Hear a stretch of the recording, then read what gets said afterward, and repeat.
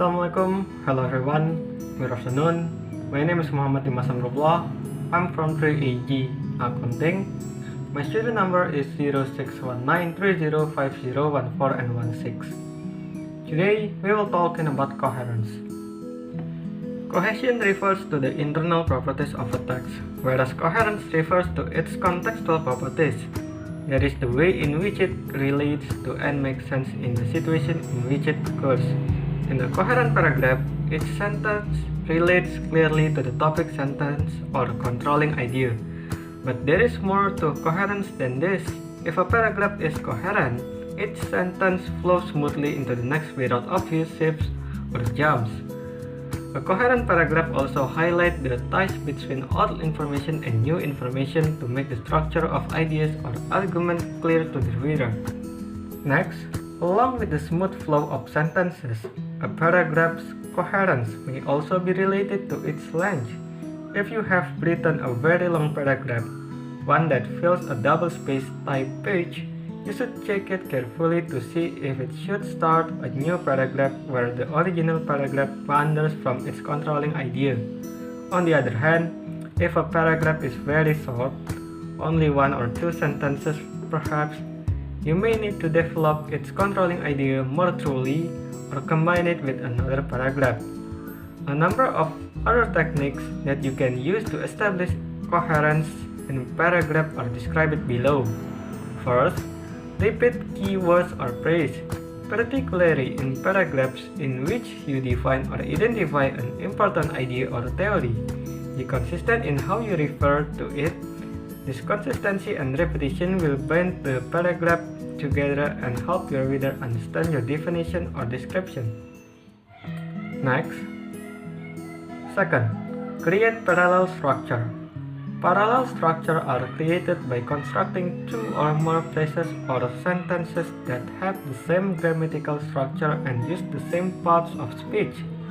By creating parallel structures, you make your sentences clearer and easier to read. In addition, repeating a pattern in a series of consecutive sentences helps your reader see the connection between ideas. And the last one is be consistent in point of view, the tense, and number.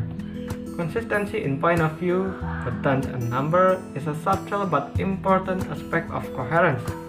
If you shift from the more personal you to the impersonal one, from past tense to present tense, or from a man to they, you make your paragraph less coherent.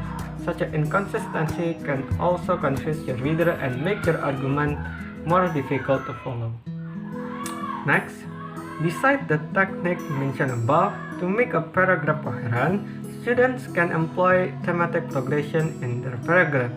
Thematic progression refers to the way in which the theme of a clause may pick up or repeat a meaning from a preceding theme and RHEME. According to Martin and Royer in Partridge, there are three kinds of thematic progression patterns.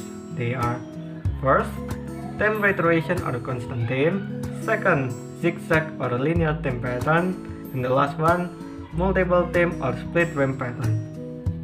First, theme reiteration or constant theme. This pattern shows that the first theme is picked up and repeated in the beginning of the next clause. Pause the video and see the pattern where I'll give you a couple of seconds, and after that, we move to the example of this pattern. Okay, the first example of this pattern is Li Ping was born in China. He was very interested in learning English, and he always tried to find opportunities to speak English with his friend. When he was 12, he could communicate with his foreign friends freely. Or the second example is, whales are facing extinction. The few whales which are left travel along the coastlines of many countries. The whales travel in large groups. Whales are large mammals. They have a layer of skin, blubber, meat, and bones. Second is zigzag or linear theme pattern. It is a pattern when the subject matter in the RHEME of one clause is taken up in the theme of following clause. Pause the video and see the pattern while I'll give you a couple of seconds, and after that, we move to the example of this pattern.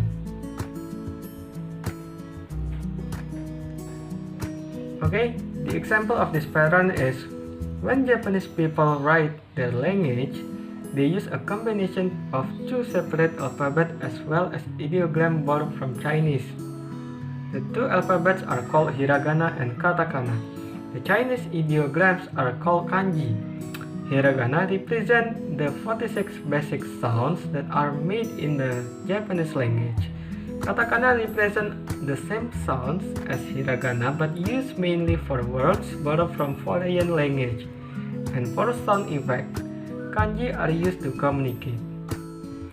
And the last one is multiple theme or split RHEME pattern.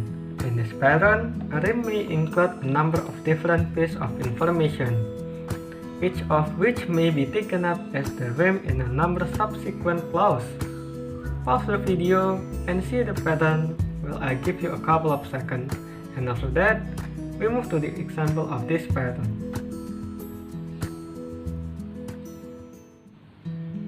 Okay, this is our example for this pattern. There are 4 basic types of clowns. White-faced clowns cover their face with white makeup, and they do a lot of physical stunts like leaping and tumbling. August clowns wear colorful, fitting clothing and oversized shoes. They also have bulbous nose and brightly colored wigs. Character clowns make fun of the human condition, and they may impersonate characters such as a cowboy, fireman, tramp, or policeman. The more recent new vaudeville clowns involve the audience in the performance. So yeah, that was my presentation. I do hope you enjoy it. My name is Dimas Amrullah. Good afternoon. Assalamualaikum warahmatullahi wabarakatuh.